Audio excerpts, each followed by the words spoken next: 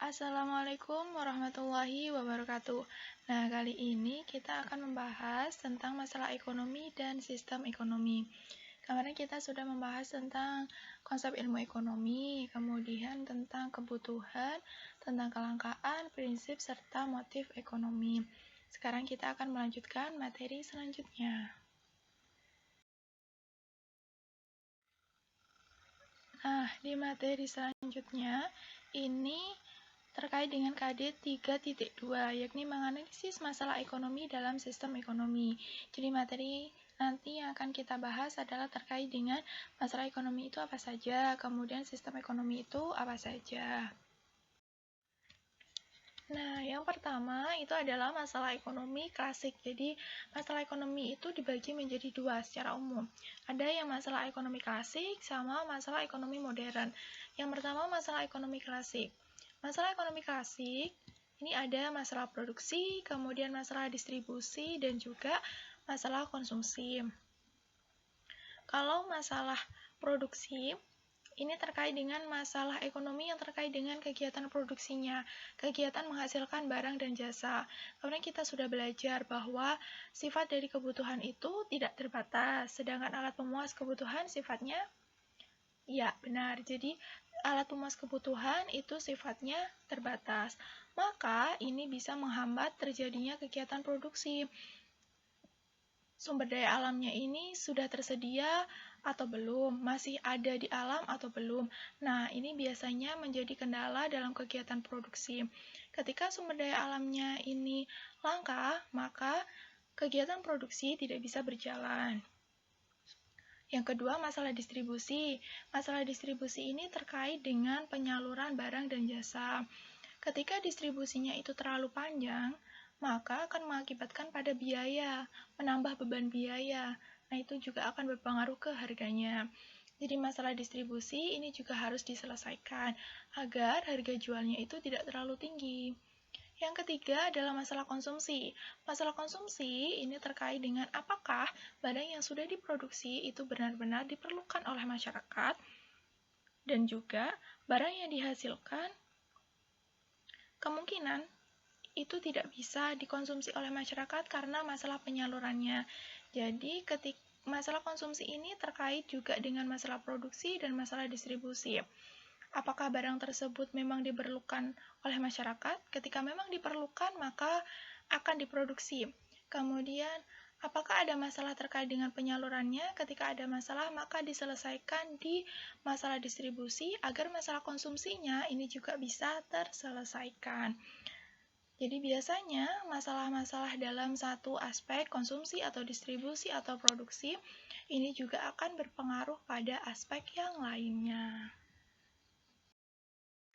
Yang selanjutnya adalah masalah ekonomi modern. Jadi, masalah ekonomi modern ini biasanya terkait dengan 3 hal, yaitu apa yang akan diproduksi, what, kemudian bagaimana cara memproduksi, how, dan juga untuk siapa barang diproduksi, for whom. Ketika hal ini harus bisa terjawab oleh seorang produsen atau pengusaha, sehingga barang yang diproduksi itu bisa terjual laris di pasaran. Yang pertama, apa yang akan diproduksi? Jadi, ketika ingin membuat sebuah produk, itu harus benar-benar difikirkan, mau membuat produk yang seperti apa. Yang kedua, bagaimana cara memproduksinya? Dan yang ketiga, untuk siapa barang diproduksi? Ketiga pertanyaan ini harus terjawab agar barang yang diproduksi benar-benar bermanfaat bagi masyarakat dan laku keras di pasaran. Oke, yang selanjutnya kita akan membahas tentang sistem ekonomi ya. Jadi jenis-jenis sistem ekonomi itu yang pertama ada sistem ekonomi tradisional. Jadi sistem ekonomi tradisional ini adalah sistem ekonomi yang berkembang atau berjalan di masa prasejarah atau di zaman masyarakat zaman dahulu. Jadi kelebihannya yang pertama adalah mayoritas masyarakat tidak hidup secara individualistis. Masyarakat hidup saling berdampingan, rukun antara yang satu dengan yang lain. Hubungannya sangat erat sekali, sehingga tidak ada persaingan. Kemudian, kehidupan masyarakatnya juga tentram, karena kan tidak ada persaingan, sehingga seluruh masyarakatnya ini bisa hidup rukun, tentram, tanpa memikul beban yang berat. Selain ada kelebihan, juga ada kelemahannya. Nah, kelemahannya apa saja? Yang pertama adalah produktivitas rendah. Karena teknologi yang digunakan itu masih sederhana. Jadi tidak seperti sekarang, di mana teknologinya itu sudah canggih, sehingga produktivitasnya bisa tinggi.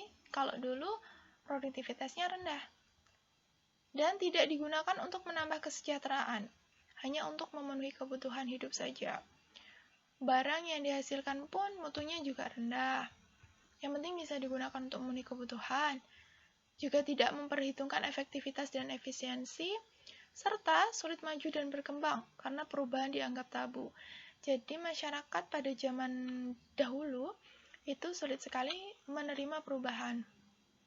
Perubahan itu dianggap sesuatu yang menyalahi tata aturan dan menakutkan, sehingga mereka lebih memilih untuk mempertahankan apa yang sudah mereka lakukan sejak zaman dahulu.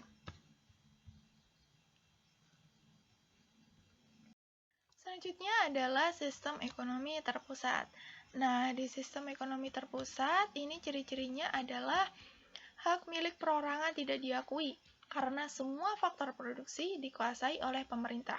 Jadi swasta itu sama sekali tidak memegang kendali, atau perseorangan itu sama sekali tidak memegang kendali dalam perekonomian. Semuanya dikuasai sama pemerintah. Yang selanjutnya, pemerintah memegang kendali penuh, jadi kendalinya sangat penuh terhadap perekonomian. Yang selanjutnya adalah kebebasan individu dan masyarakat dibatasi dalam perekonomian. Jadi semuanya itu di bawah kendali pemerintah kalau pada sistem ekonomi terpusat. Sistem ekonomi terpusat juga punya kelebihan. Kelebihannya apa saja?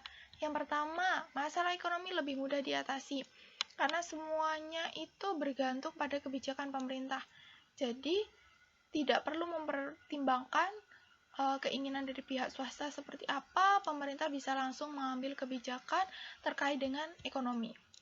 Kemungkinan terjadinya krisis ekonomi relatif kecil, karena segala hal itu dikuasai oleh pemerintah, jadi masalah ekonomi seperti apa, itu sudah bisa ditentukan kebijakannya seperti apa, semuanya di bawah kendali pemerintah. Pasar barang dalam negeri berjalan lancar, jadi pemerintah bisa mengendalikan secara full terhadap kegiatan perekonomiannya sehingga pasar barang itu bisa berjalan dengan lancar. Pembentukan harga melibatkan pemerintah, distribusi pendapatan dapat dilakukan. Karena semuanya dilakukan oleh pemerintah, jadi pemerintah juga bisa mendistribusikan pendapatan. Ketika ada masyarakat yang kurang mampu, maka akan dibantu masyarakat yang lebih kaya. Tidak ada yang mendominasi, jadi semuanya tingkat kekayaannya sama. Kelemahan yang pertama, individu sulit maju karena kreativitasnya dibatasi. Jadi semuanya faktor produksi kan dikendalikan sama pemerintah. Jadi individu itu tidak bisa memajukan kreativitas atau mengembangkan kreativitasnya. Sering terjadi monopoli yang merugikan masyarakat. Biasanya karena kendalinya di bawah pemerintah, jadi segala hal itu dikuasai oleh pemerintah. Bisa saja kemungkinan terjadi monopoli. Tidak ada kebebasan dalam memilih sumber daya. Semua hal ditentukan oleh pemerintah, jadi masyarakat tidak punya kebebasan memilih. Barang yang didistribusikan kadang tidak sesuai kebutuhan masyarakat. Karena semuanya dikendalikan oleh pemerintah, jadi masyarakat tidak ada hak atau kemampuan untuk bisa memilih. Terus ada sistem ekonomi pasar. Sistem ekonomi pasar, ciri-cirinya adalah persaingan dilakukan secara bebas. Karena tidak ada intervensi dari pemerintah, jadi pihak swasta itu bisa secara bebas melakukan persaingan antara satu perusahaan dengan perusahaan yang lain. Setiap individu berhak atas kepemilikan barang, termasuk barang produksi. Jadi semua faktor produksi itu bisa dimiliki oleh individu. Laba merupakan tujuan utama. Kemudian semua aktivitas ekonomi dilakukan oleh pihak swasta. Pemerintah tidak mengintervensi dan modal memegang peranan yang sangat penting. Ketika seorang punya modal yang lebih banyak, bisa lebih unggul dibandingkan yang kurang memiliki modal. Jadi modal memegang peranan yang sangat penting. Kelebihannya yang pertama adalah faktor produksi dapat dimiliki secara bebas oleh individu. Jadi bedanya sama sistem ekonomi terpusat. Kalau sistem ekonomi terpusat, faktor produksi itu secara keseluruhan dimiliki oleh pemerintah. Sedangkan pada sistem ekonomi pasar, faktor produksi ini bisa bebas dimiliki oleh individu, siapapun itu. Munculnya persaingan untuk maju. Jadi antar pengusaha, antar perusahaan itu bisa saling bersaing untuk mencapai kemajuan. Kreasi masyarakat dalam mengatur kegiatan ekonomi semakin tumbuh. Karena kreativitas masyarakat itu diakui dalam sistem ekonomi pasar. Sehingga sistem ekonominya itu bisa tumbuh dengan baik. Barang yang dihasilkan bermutu tinggi. Karena adanya kreativitas yang bisa dikembangkan sehingga akan berdampak pada barang yang dihasilkan itu mutunya tinggi. Segala tindakan ekonomi untuk mencari laba. Tujuan utamanya adalah untuk mencari keuntungan atau laba. Kelemahan yang pertama, pemerataan pendapatannya itu sulit dilakukan. Ketika seseorang itu punya modal yang besar, maka pendapatannya akan tinggi atau besar. Sedangkan yang tidak memiliki modal, maka pendapatannya juga akan rendah. Adanya persaingan tidak sehat. Kemungkinan orang-orang yang memiliki modal besar akan melakukan monopoli, sehingga persaingannya cenderung tidak sehat. Adanya eksploitasi kaum buruh oleh pemilik modal. Jadi, orang-orang yang memiliki modal bisa saja melakukan eksploitasi terhadap buruh seperti yang terjadi pada zaman sebelum terjadinya revolusi industri. Jadi bahkan anak-anak bisa dipekerjakan oleh pemilik modal karena sistem ekonominya sistem ekonomi pasar, liberal, cenderung kapitalis. Munculnya monopoli yang merugikan masyarakat. Jadi ketika ada perusahaan yang punya modal besar itu bisa memonopoli, bisa menguasai seluruh kegiatan perekonomiannya. Kesalahan alokasi sumber daya oleh individu membuat masalah dalam perekonomian. Ketika salah mengalokasikan sumber daya, maka bisa menimbulkan masalah ekonomi. Nah, ini beberapa hal terkait dengan sistem ekonomi pasar. Selanjutnya adalah sistem ekonomi campuran. Nah, sistem ekonomi ini merupakan percampuran antara sistem ekonomi terpusat dan juga sistem ekonomi pasar. Ciri-cirinya adalah peran pemerintah dan swasta seimbang. Jadi pemerintah dan swasta sama-sama berperan dalam kegiatan ekonomi. Kemudian faktor produksi vital dikelola oleh pemerintah. Faktor produksi yang penting untuk kepentingan masyarakat, misalkan pendidikan atau kesehatan, itu yang mengelola pemerintah agar tidak merugikan atau masyarakat mengalami kerugian. Pemerintah dapat mengintervensi melalui penetapan kebijakan fiskal, moneter, dan mengawasi pihak swasta. Jadi dalam sistem ekonomi ini, fungsi pemerintah adalah penetap kebijakan dan juga sebagai pengawas. Yang selanjutnya adalah kelebihannya. Kelebihannya, sektor yang dikuasai pemerintah untuk kebutuhan masyarakat. Jadi sektor yang dikuasai adalah sektor-sektor yang vital atau yang penting bagi masyarakat. Kemudian hak individu diakui secara jelas. Jadi ini kan campuran antara yang sistem ekonomi terpusat dan juga sistem ekonomi pasar. Sehingga hak individu itu diakui. Harga lebih mudah dikendalikan karena adanya intervensi dari pemerintah. Jadi pemerintah bisa menetapkan kebijakan sehingga kemungkinan untuk terjadinya persaingan harga yang tidak sehat itu bisa diminimalisir, yang berdampak pada harga yang lebih mudah untuk dikendalikan. Kelemahannya, di sistem ekonomi ini juga punya kelemahan. Yang pertama adalah peranan pemerintah lebih berat dibandingkan swasta, karena pemerintah ini memegang sektor-sektor vital dan juga penetap kebijakan sehingga peranannya cenderung lebih berat. Pengawasan yang kurang ketat mengenai pengelolaan sektor produksi bisa menyebabkan KKN. Misalkan pengelolaan sektor produksi ini tidak diawasi dengan benar, maka kemungkinan korupsi bisa terjadi itu semakin besar.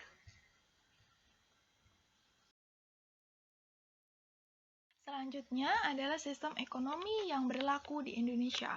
Jadi, sistem ekonomi yang berlaku di Indonesia adalah sistem ekonomi Pancasila. Nah, sistem ekonomi Pancasila ini landasannya adalah Pancasila dan juga Undang-Undang Dasar 1945. Ciri-ciri dari sistem ekonomi Pancasila adalah negara menguasai sumber ekonomi yang vital. Sumber daya ekonomi yang penting bagi masyarakat itu dikuasai oleh negara. Yang kedua, masyarakat memegang peranan yang sentral dalam perekonomian. Jadi masyarakat itu punya peranan yang penting dalam perekonomian. Maju mundurnya perekonomian itu juga tergantung di tangan masyarakat. Hubungan kerjasama ekonomi antar lembaga berdasarkan atas asas kekeluargaan.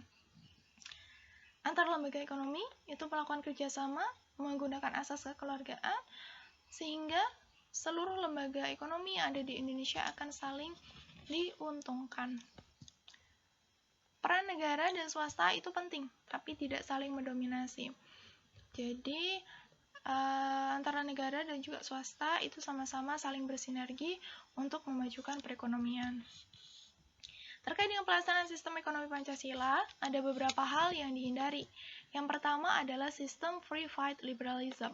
Sistem ini adalah sistem yang menjunjung tinggi kebebasan usaha yang tidak terkendali.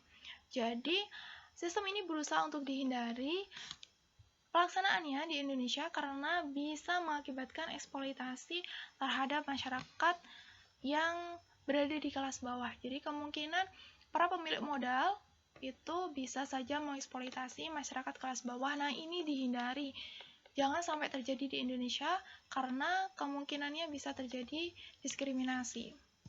Kemudian sistem etatisme. Sistem etatisme adalah sistem di mana peran pemerintah terlalu dominan sehingga mematikan potensi masyarakat. Sistem ekonomi Pancasila adalah sistem ekonomi yang mengakui peran penting masyarakat dalam perekonomian. Sehingga sistem etatisme ini berusaha untuk dihindari agar potensi masyarakat itu tidak mati atau potensi masyarakat itu bisa dikembangkan dengan baik. Kemudian monopoli. Monopoli ini adalah pemusatan ekonomi pada satu kelompok. Jadi sistem monopoli ini berusaha untuk dihindari agar tidak terjadi dalam sistem ekonomi di Indonesia karena pemusatan ekonomi pada satu kelompok akan merugikan masyarakat dan juga akan merugikan negara. Sehingga kesejahteraan masyarakat tidak akan tercapai ketika tiga sistem ini berlaku di Indonesia. Jadi tiga sistem ini berusaha untuk dihindari dan tidak terjadi di Indonesia agar kesejahteraan masyarakat dalam bidang ekonomi benar-benar bisa tercapai dengan baik. Yang selanjutnya ada juga sistem ekonomi Islam. Sistem ekonomi Islam ini adalah sistem ekonomi yang berdasarkan pada Al-Quran dan juga hadis. Ciri-ciri dari sistem ekonomi Islam ini ada beberapa. Yang pertama adalah adanya pengakuan terhadap hak individu, namun dibatasi. Jadi hak individu itu diakui dalam pelaksanaan sistem ekonomi ini, namun dibatasi agar tidak terjadi yang namanya monopoli. Kemudian adanya pengakuan terhadap hak umat. Jadi, hak umat ini adalah hak yang berlaku untuk seluruh masyarakat. Jadi hak umat ini juga diakui dan lebih diutamakan daripada hak individu semata. Yang ketiga, adanya keyakinan bahwa manusia hanya memegang amanah. Jadi kalau dalam sistem ekonomi Islam itu semuanya berasal dari Allah Subhanahu wa taala.